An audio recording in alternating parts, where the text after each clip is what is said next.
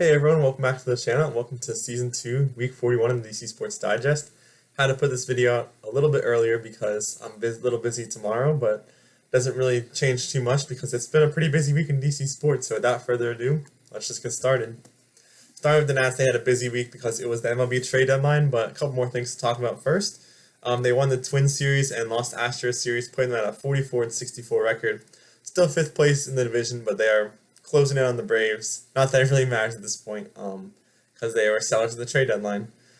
First, they recalled Jose Tena from AAA, and unfortunately, this is a pretty big blow.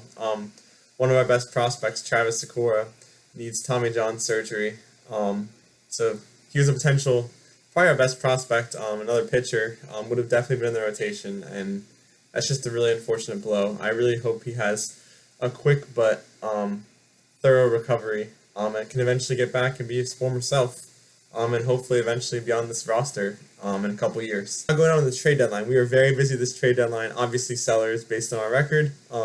First trade was trading Ahmed Rosario to the Yankees for Clayton Beeter and Brome Martinez. Then we traded two of our rental relief pitchers, Andrew Chapman and Luis Garcia. Not the position player, Luis Garcia the pitcher. Both of the Angels for Jake Eder and Sam Brown. We also recalled Zach Brzezicki, I probably butchered that, but it's okay, as a corresponding move. Then we traded pitcher Mike Soroka, who we got earlier this offseason, to the Cubs for Ronnie Cruz and Christian Franklin. Then we traded our star relief pitcher Kyle Finnegan to the Tigers for pitchers RJ Sales and Josh Randall. That was kind of the most unfortunate one. And then I don't want to say I have a favorite trade, and then I'm happy to see anyone go, but if I had to choose a favorite, I would probably choose Alex Call of the Dodgers for pitchers Eric Sean and Sean Paul Linan. This helped. One reason I like to give Robert Hassel another chance to get called up. And this outfield is definitely very stacked. We have a very deep outfield room. Alex Call, Robert Hassel, Dalen Lau, Dylan Cruz, Jacob Young, and James Wood. So it's just very crowded. And I think it just makes sense to trade one of those guys. And Alex Call is probably the odd man out in that department, and obviously get some more prospects. So that's why that's my favorite trade. Obviously, unfortunate to see all these guys go, but no one major. We didn't trade like Mackenzie Gore or anything, so that was good. I thought I could see the argument for trading him because this is the highest value he's going to get, but I really don't want to start this rebuild over again. These are the types of guys you trade when you're sellers. So I think it was probably smart to do that. And now we have a lot more prospects, and hopefully some of these guys will eventually make some impact for us. But only time will tell about that. Coming up this week, we have the Brewers series starting today. Then we have the Athletics series and the first game of the Giants series. That's all I have for the Nats on a pretty busy week for them. Not much for nothing for the Wizards. But for the Caps, Nick Backstrom officially joined the Swedish League, so definitely want to congratulate him on restarting his career again, and hopefully that can go well for him. I think that's always been a dream of his, growing up Swedish, so I really hope that works out for him. That's all I have for the Caps. On to the Commanders, a lot of Terry McLaurin news. First, I'll mention Nate Herbig retired, so we signed a replacement, Lucas Niang. We also have, he's a basically depth offensive lineman, both of them. We also brought back Tim McKay. He's an undrafted free agent who was rehabbing an injury, but he's coming back. I think he has a good chance to make the team as a depth piece on the offensive line. That would be great to see. Him and Lucas Niang would be good depth pieces. But really, the main thing, we've been having training camp. There was football yesterday with the Hall of Fame game, but the main thing is really been Terry McLaurin. His holdout ended, I think it was Sunday. He began holding in, basically just to not get fined.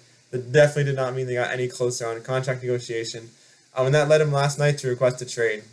So in my opinion, I think it's just a negotiation tactic he's playing his last card, like a little joker he's playing to try to get Adam Peters to budge, because it sounds like they are pretty far apart on negotiations. They could be $8 to $10 million apart on value per year. So it definitely is not great to see him request a trade. It is not great to see, where's this potential landing spot? But like, if you look at it, where else is he going to go? There isn't really anywhere else better for him to go for a couple more $1 million.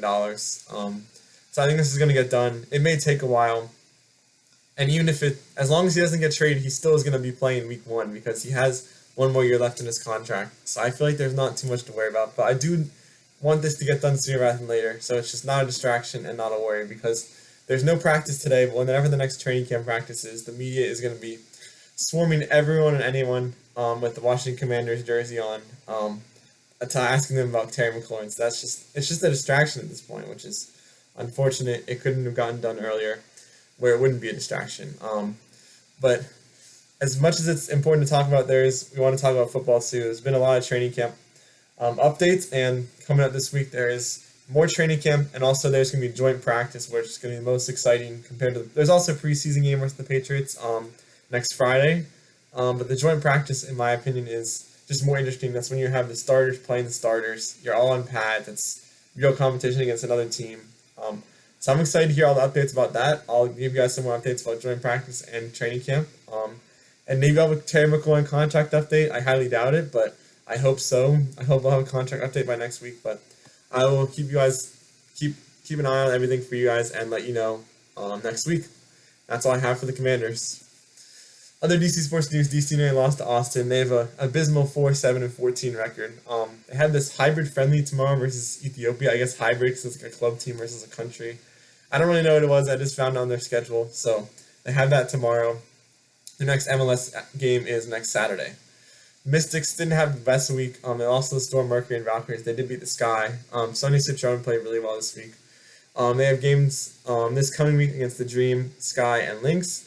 And unfortunately, the DC Divas lost in the championship, but they had a really great season, and hopefully they can get back there next year. On to my weekly awards, my games of the week, I'm giving it to the Nats.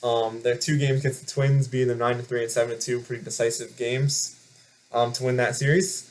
My player of the week is going to be Sonia Citron, like I mentioned earlier. 19 points per game this week. Against the Sky, she had 19 points in the first half, which is pretty crazy. Ended that game with 28 points, so that was really good. My team of the week is going to be the Nationals. No one too spectacular, so a 3-2 record will get you team of the week this week. That's all for my weekly awards.